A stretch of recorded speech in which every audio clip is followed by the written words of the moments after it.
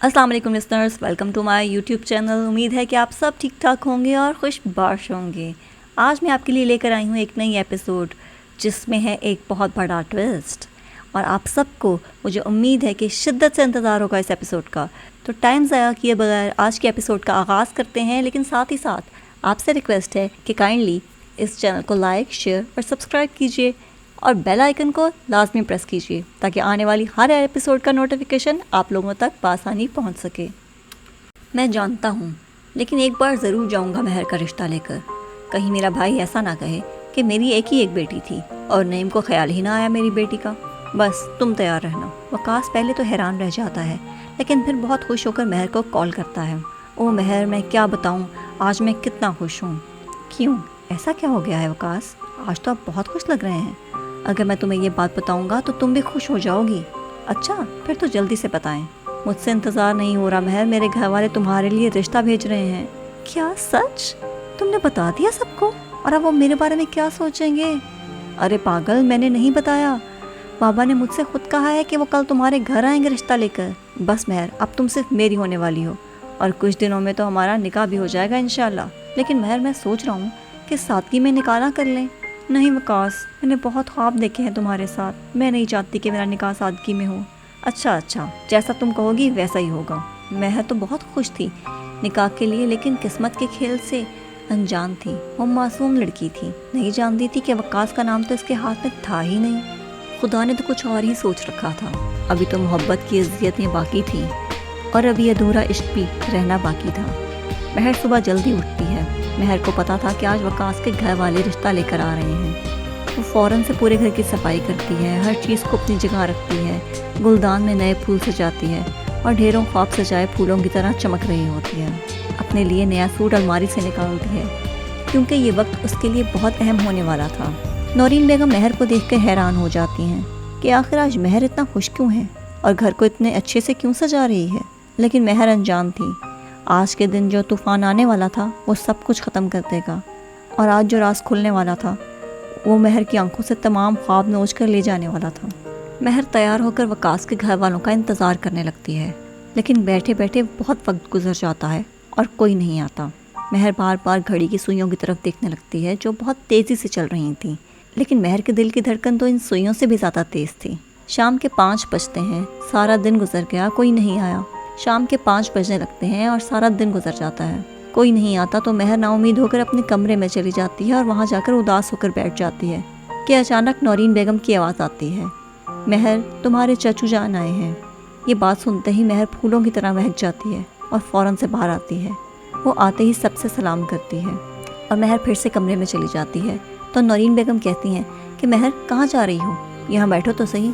नहीं अम्मी, मैं आ रही हूँ थोड़ी देर में, क्योंकि महर को पता था कि इसके सामने चचू सलीम कोई बात नहीं करेंगे। महर अंदर जाकर खिड़की से सब देख रही होती है। थोड़ी ही देर बाद नईम साहब घर आते हैं। सब बहुत देर तक बातें करते रहते हैं और चाय पीते हैं। पहले सलीम चचू नईम साहब से महर के रिश्ते की बात करते हैं और नईम साहब चुप हो जाते हैं, लेकिन फिर नईम साहब खामोशी तोड़ते हुए सलीम साहब से कुछ कहने लगते हैं।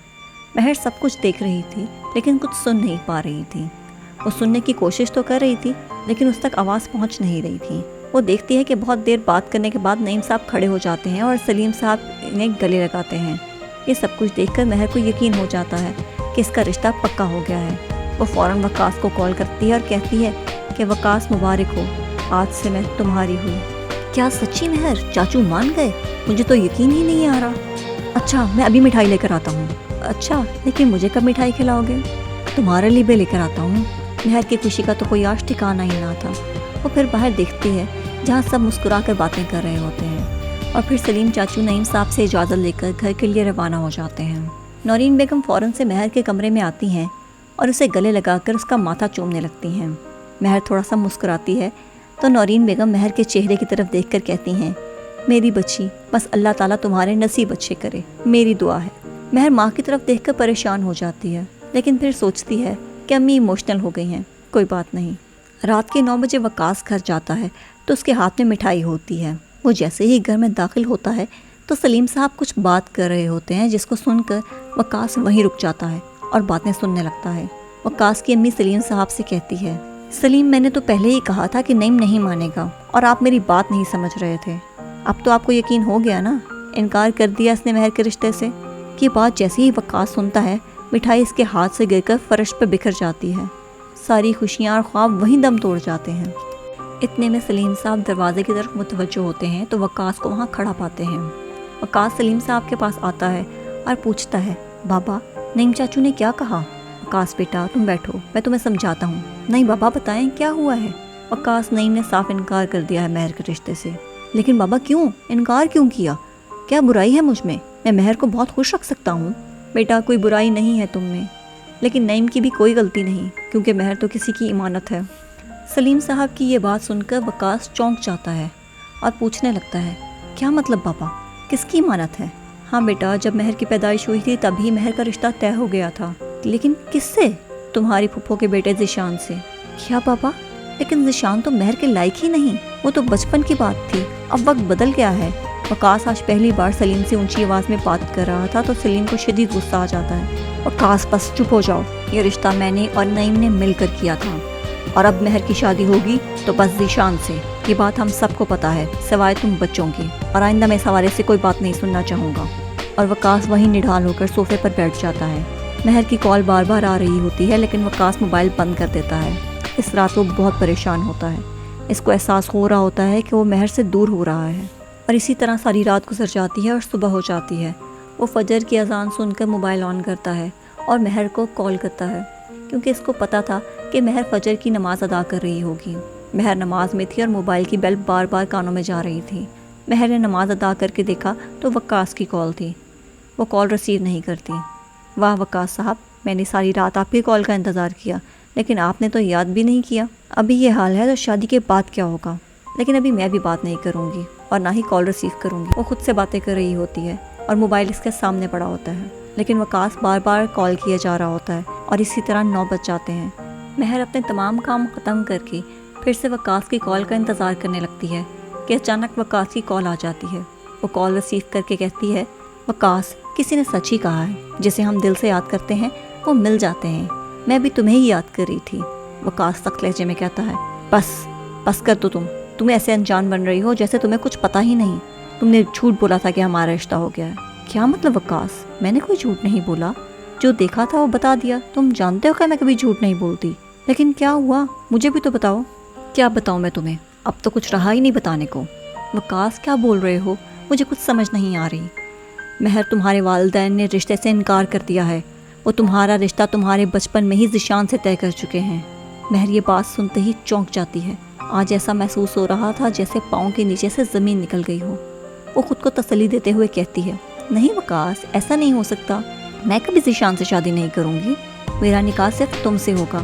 اور وہ یہ کہہ کر فون بند کر کے سیدھا نورین بیگم کے کمرے میں چلی جاتی ہے۔ کمرے میں جاتے ہی وہ نورین بیگم سے سوال کرتی ہے، امی کل شام کو چچا جان آئے تھے، کیا کہا تھا انہوں نے آپ سے؟ نورین بیگم بیٹی کی طرف دیکھ کر محبت سے کہتی ہیں، کچھ نہیں بیٹا، بس تمہارا رشتہ مانگنے آئے تھے۔ مہر ماں کی بات پر توجہ دے کر کہتی ہے، پھر آپ اور بابا نے کیا کہا؟ بیٹا تمہارے بابا نے صاف انکار کر دیا اور یہ کہا کہ دوبارہ سلیم صاحب یہ بات نہیں کرنا۔ لیکن کیوں امی، انکار کیوں کر دیا؟ ارے اس لیے کہ تمہارا نکاح تو ذیشان سے ہوگا۔ کیا امی؟ مجھے تو کسی نے بتایا بھی نہیں آج تک، میرا نکاح ذیشان احمد سے کیسے ہو سکتا ہے؟ میری یہ بات سن لیں، میں کسی بھی حال میں ذیشان سے شادی نہیں کروں گی۔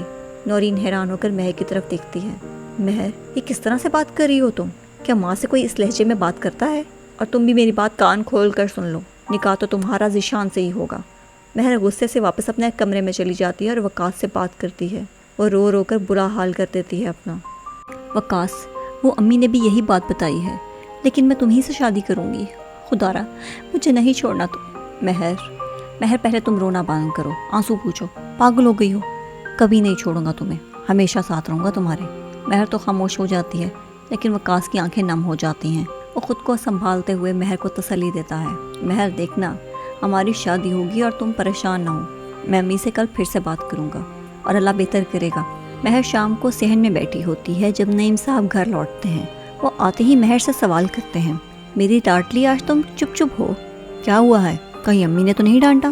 مہر کی آنکھوں میں ایک سمندر چھلک آتا ہے اور وہ معصوم نگاہیں اٹھا کر بابا کی طرف دیکھتی ہے جو آنکھوں میں ہزار سوال چھپائے ہوتی ہے۔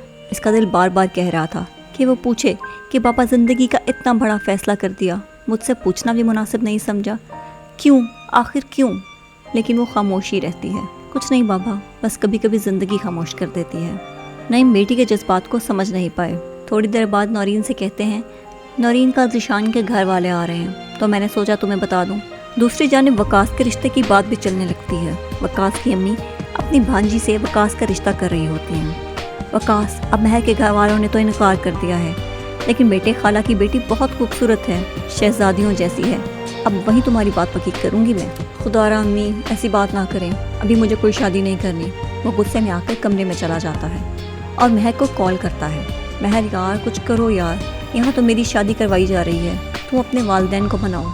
वकास मैं क्या करूँ, मैंने अम्मी से साफ इनकार कर दिया है और मेरी तो यहाँ अम्मी भी नहीं सुन रही, और कल ज़ीशान के घर वाले भी आ रहे हैं। महर एक बात याद रखना, अगर मैं तुम्हें ना मिलूँ तो तुम किसी और से शादी कर लेना, लेकिन ज़ीशान से नहीं। पर वकास मैं तुमसे ही शादी करूँगी, वरना मैं खुद को मार डालूँगी। प्लीज़ महर तुम रोया नहीं करो, कुछ ना कुछ करता हूँ मैं। वकास बहुत परेशान था क्योंकि अब कोई रास्ता नज़र नहीं आ रहा था। सुबह 10 बजते ही महर के घर फूफो लोग आ जाते हैं। नाइला महर को दिखती है तो बहुत खुश होती है, लेकिन महर को कोई खुशी महसूस नहीं होती और वो खामोश सी हो गई थी, जैसे वो हर वक्त किसी सोच में खोई रहती हो। नाइला महर के कमरे में बैठी होती है, महर चाय लेकर आती है। नाइला इससे सारी बातें शेयर करती है। महर शादी के बाद तो ज़िंदगी बदल जाती है, शौहर तो जैसे दोस्त बन जाता है और मैं हर दिल की बात हसन से करती हूँ। और ज़ीशान तुमसे बहुत मोहब्बत करता है, इसने मुझे बताया है, लेकिन तुम उसको क्यों मुँह नहीं लगाती? मगर महर तो कहीं और ही गुम थी।